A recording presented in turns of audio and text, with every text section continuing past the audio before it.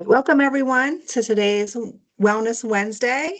We're going to be discussing navigating your care options.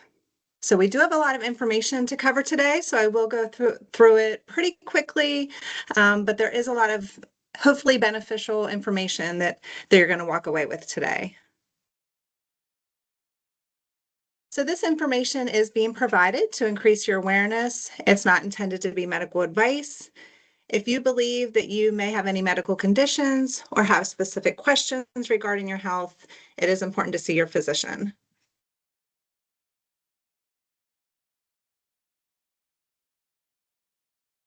So again, thank you for joining today's Wellness Wednesday session.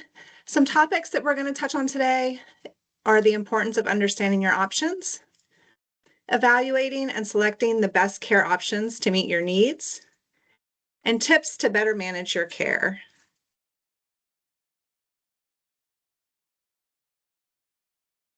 So knowing your care options is crucial for making informed decisions about your health.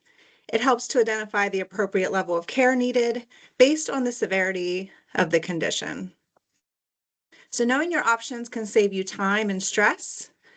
So for example, not having a lengthy wait at the emergency room if you could be seen at your PCP appointment, if that's appropriate.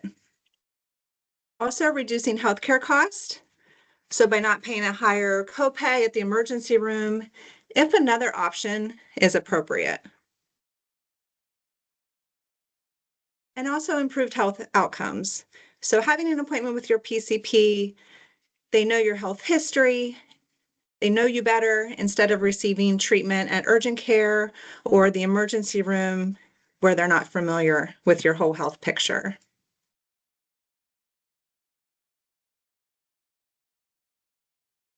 So it can be difficult to determine where to go for treatment. So we're going to be discussing each of these options in more detail as we go along.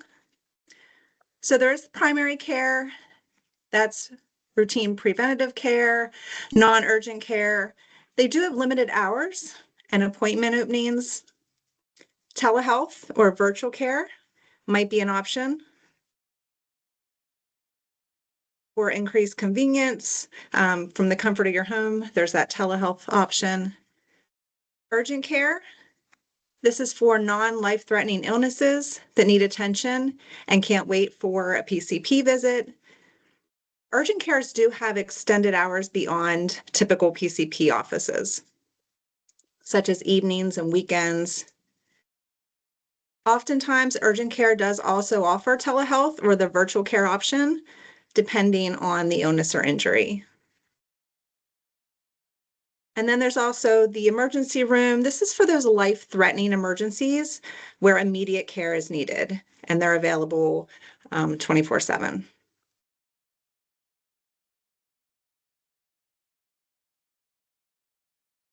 So primary care.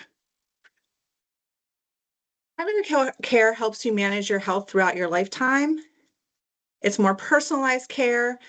You're able to form that relationship with your PCP. They can treat and understand the whole picture. They know your entire health picture, your background. They can provide education about health management and chronic health conditions. And they can also make those referrals to specialists if needed. This option typically has a lower cost or copay than urgent care or the emergency room.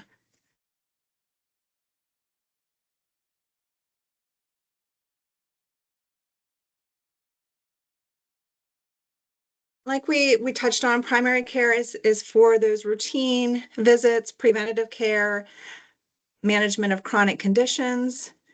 For those types of situations, your primary care is going to be your best option. Your PCP can also be that first point of contact for mental health concerns like anxiety, depression, stress.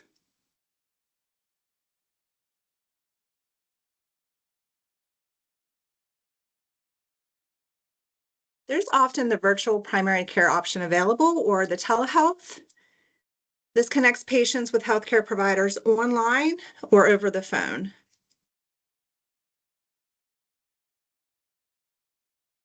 It allows patients to remain in the comfort of your home. It increases accessibility, convenience.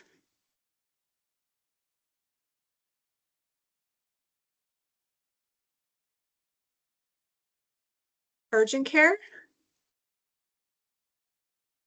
So urgent care or walk-in clinics are the right place to go to resolve minor, non-life-threatening issues in a single visit.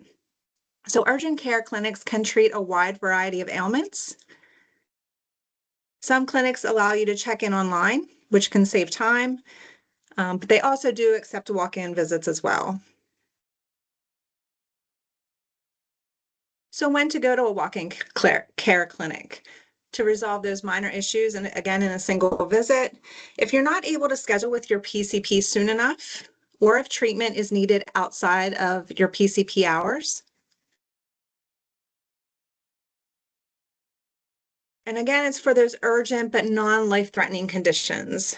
So these could include allergies, cuts requiring stitches, tick removal, ear infections, skin rashes, sprains, strains, those types of issues.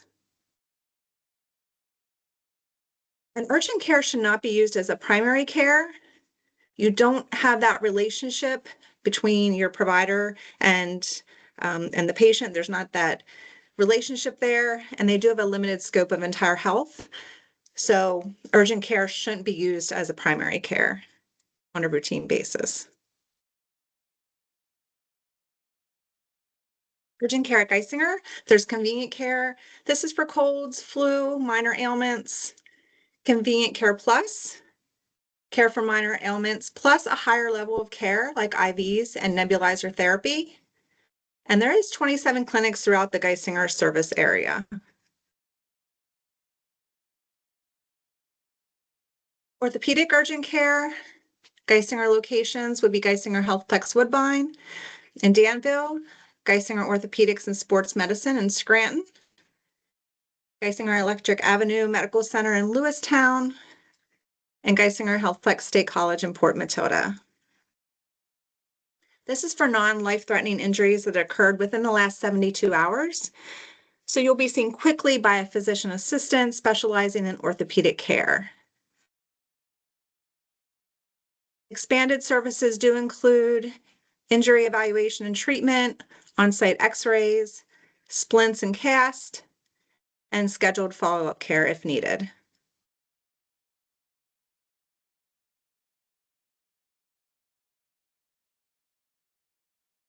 And when you have a minor medical concern, getting healthcare right from the comfort of your home through virtual urgent care may be an option. It's there when you can't get an appointment with your doctor, but shouldn't be used in an emergency. And again, it is convenient, accessible, family friendly.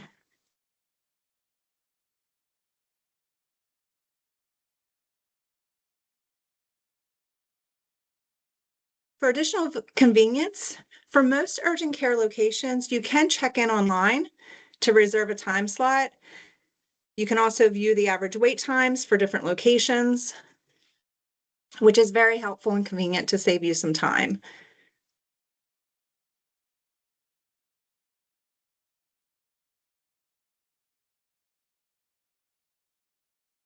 And then there's emergency care.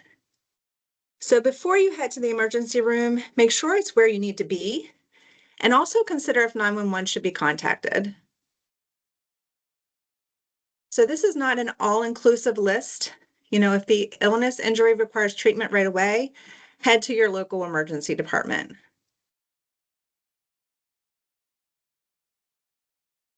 So when to choose the emergency room: chest pain, sudden shortness of breath, high fever, severe weakness or pain, loss of consciousness, poisoning, sudden worsening of a chronic condition, significant or uncontrolled bleeding, accident affecting the use of body parts. And again, this isn't an all-inclusive list.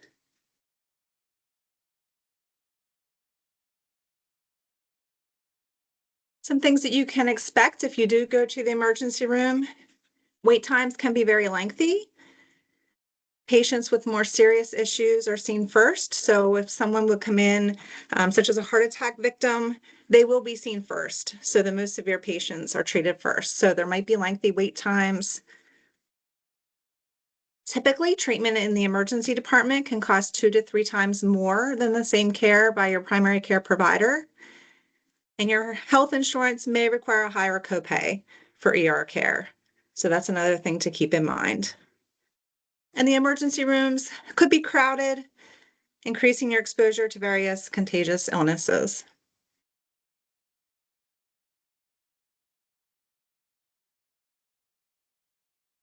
And again, I just want to stress, for any life-threatening medical emergency, it is important to call 911 for immediate help. And if you're in doubt, if you're not sure, play it safe, call 911. And if you feel like the condition could worsen en route to the emergency room, call 911.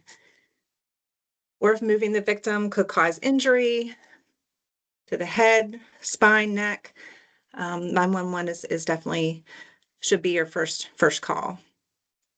Some other examples when 911 may be needed: difficulty breathing, severe chest pain, unresponsiveness or loss of consciousness, heavy bleeding that can't be controlled, severe allergic reactions such as anaphylactic, signs of a stroke, like sudden weakness, numbness, difficulty speaking, head, neck, or spinal injuries, or major trauma, such as from an accident or car crash.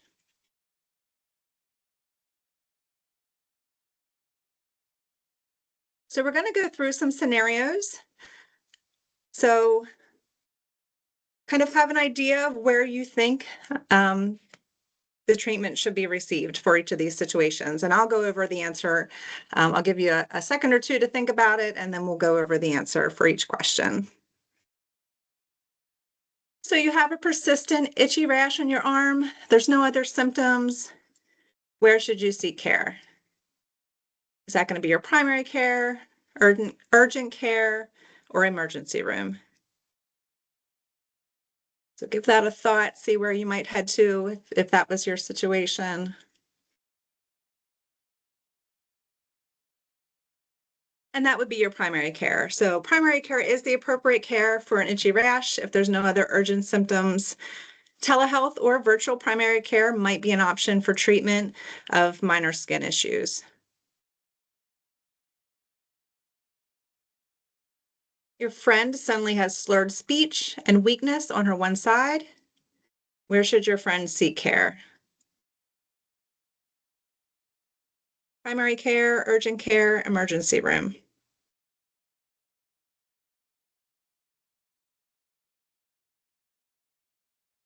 And that would be emergency room. These symptoms could indicate a stroke, so immediate attention is needed.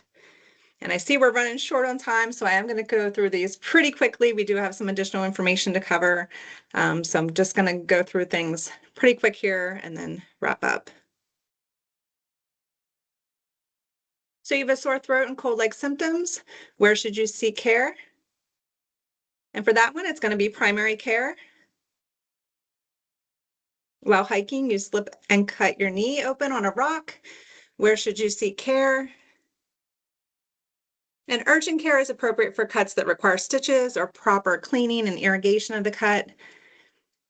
If injury would occur outside of urgent care hours, you should head to the emergency room if stitches are needed.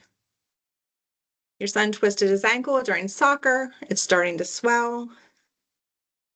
That would be urgent care. And again, if the injury occurs outside of urgent care hours, the emergency room would be appropriate. A family member's having difficulty breathing, and that would definitely be the emergency room. So this is definitely a sign. Life-threatening situation, 911 should be contacted, and the emergency room is the appropriate care. So some tips and resources before you go. It is important to understand your coverage, know which providers are in network or out of network, take your insurance cards, your identification, medication list, And do try and familiarize yourself before a medical situation occurs with your plan, your copays, your deductibles, what requires pre-authorizations, and finding a provider. So for a Geisinger provider, you can visit providers.geisinger.org. You can search by condition, specialty, or name. And for non-Geisinger, there's some options there as well for online resources. And then Neighborly can connect you to free and reduced care cost programs and services, including healthcare. Great resource. In managing your care. So do you feel comfortable with your provider? Are you able to communicate with and understand your provider? If you feel it's not a good match, it is important to search for another provider until you find that good fit. It's also important to follow up with your post-treatment instructions, fill your prescriptions, schedule that follow-up visit if needed, and review your explanation of benefits and pay any copays that you might have. Just so you're aware, there is the mail order pharmacy. With Geisinger, prescriptions are sent directly to the home. Very convenient. No need to run to the pharmacy. There's automatic refills. And some members can cut their copays in half through the mail order refills. And again, it is free delivery. So sorry, I know I kind of flew through things there at the end. These are the references we used. So hopefully you found it helpful and you have a better idea of where to go to receive care. So thank you again for joining our Wellness Wednesday, and I hope you all have a wonderful day.